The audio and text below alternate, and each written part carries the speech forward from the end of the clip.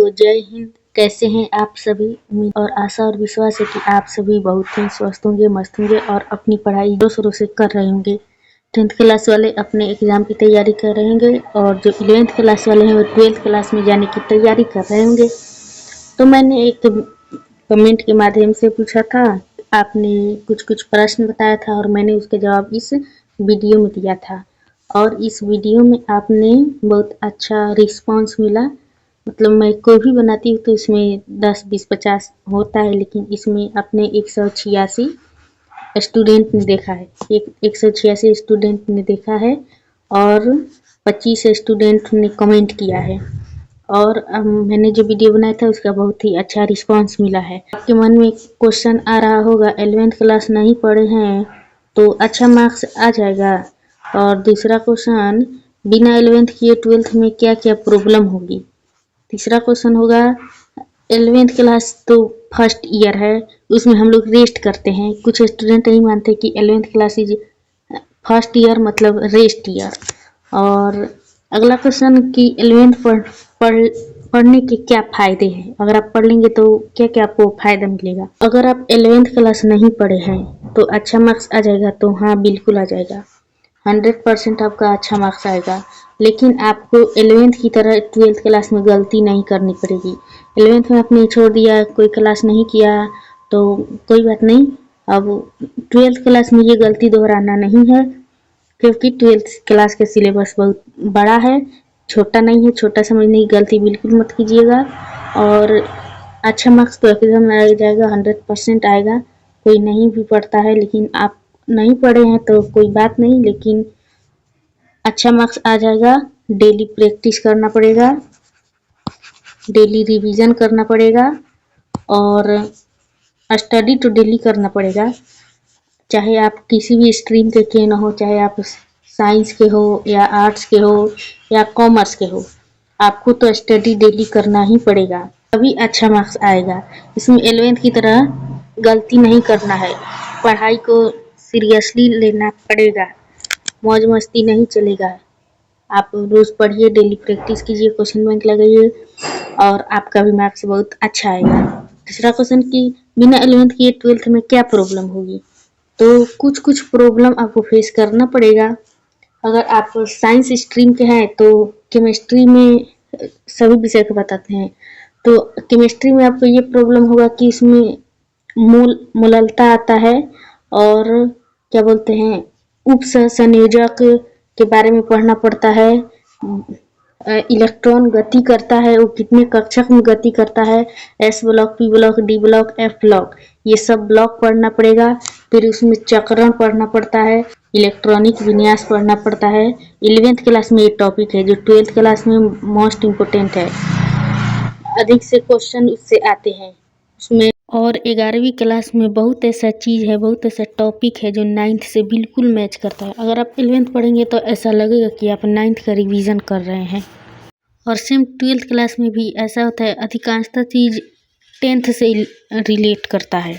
बहुत ऐसा चीज़ होता है जो आपको लगेगा कि ये तो हम पढ़े ही हैं, और आप ऐसा लगेगा कि आप 10वीं क्लास का रिवीजन कर रहे हैं। तो ये अच्छा है, आप पढ़ लीजिए। 9th 11th से मैच करता है, 10th 12th से मैच करता है। कक्षक में इलेक्ट्रॉन भरते हैं, उसके क्या गुण होंगे, क्या अवगुण होंगे, ये सब 11th क्लास में पढ़ना पड़ता है।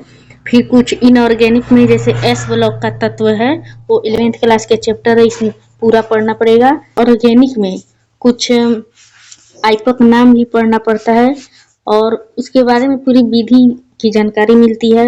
कार्बनिक यौगिक क्या है, कैसे नाम पढ़ा, आइपक नाम भी आता है। सीनियर टेबल, जूनियर टेबल पढ़ना पड़ता है, ये केमिस्ट्री में पढ़ना पड़ता है। उसके बाद बात करते हैं फिजिक्स में। फिजिक्स में फर्स्ट चैप्टर या सेकेंड या फर्स्ट चैप्टर होगा बीमा और मात्रक निकालना। 11th क्लास में चैप्टर आता है बीमा और मात्रक निकालना। ये 11th क्लास में बहुत ज़्यादा है, सभी राशियों का है, सभी राशियों के बारे में पढ़ना पड़ता है और बीमा निकालना पड़ता है। और ये जो है 12th क्लास में बहुत जगह हर चैप्टर में बीमा है, कुछ चैप्टर नहीं है, लेकिन कुछ चैप्टर में बीमा निकालना होता है। और जो अगर आप 11th में पढ़े रहेंगे तो वहाँ निकालने में आसानी होगी, अदरवाइज आपको सर समझाएंगे, खुद से प्रैक्टिस करना पड़ेगा, नहीं पढ़े हैं तो। फिजिक्स में ये प्रॉब्लम होगी, लेकिन अगर आप डेली पढ़ेंगे तो कोई प्रॉब्लम नहीं होगी। उसके बाद मैथ में 11th क्लास में बहुत ट्रिकोनोमेट्री का फॉर्मूला होता है, वो 12th क्लास में भी काम आता है। कुछ कुछ प्रश्न बनाने के लिए 12th क्लास में भी काम आता है 11th क्लास का मैथ फॉर्मूला। 12th क्लास में बड़े बड़े मैथ के प्रश्न होते हैं, क्वेश्चन छोटा रहेगा लेकिन हल उसका अनेकों पेज में बनता है। 11th क्लास में भी रहता है, और आप 11th पढ़े रहेंगे तो प्रैक्टिस रहेगी। अगर आप नहीं पढ़े हैं तो कोई दिक्कत नहीं, 12th क्लास में आपको पढ़ना पड़ेगा, 100% पढ़ना पड़ेगा। अगर इसमें मस्ती कीजिएगा तो कोई बेड़ा पार नहीं होगा, आपको पढ़ना ही पड़ेगा।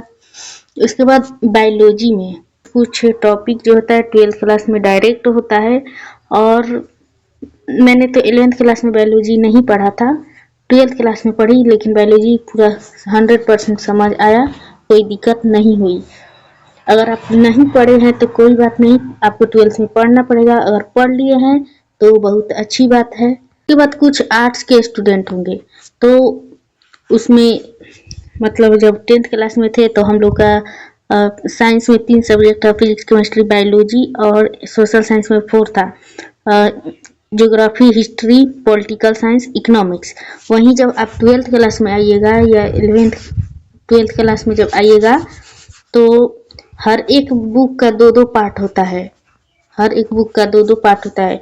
वो साइंस में भी होता है, कॉमर्स में भी होता है, आर्ट्स में भी होता है। जैसे ज्योग्राफी का 2 बुक होगा और हिस्ट्री का 2 बुक होगा, मतलब हर एक सब्जेक्ट का 2-2 बुक रहता है, और बहुत चैप्टर बड़ा होता है, और पढ़ने में उसके लगभग 15 से 20 दिन लगता है। साइंस में तो और है, उसमें कोई कोई चैप्टर में 25 दिन भी, कोई कोई चैप्टर में 25 दिन भी लग जाता है। बहुत बड़ा बड़ा चैप्टर होता है आर्ट्स में, और साइंस में भी पढ़ना पड़ेगा। नहीं पढ़े हैं तो वही उपाय, आपको रोज पढ़ना पड़ेगा। 12th क्लास में डेली प्रैक्टिस करना पड़ेगा, डेली स्टडी तो करना ही पड़ेगा, डेली रिवीजन भी करना पड़ेगा, और क्वेश्चन बैंक भी लगाना ही पड़ेगा। नहीं पढ़े हैं तो कोई प्रॉब्लम नहीं होगी, ज़्यादा प्रॉब्लम नहीं होगी। कुछ स्टूडेंट क्या करते हैं, 11th क्लास को फर्स्ट ईयर है, चलो ना नहीं पढ़ते हैं, रेस्ट ईयर है, नहीं पढ़ेंगे तो क्या आ जाएगा, कुछ नहीं होगा।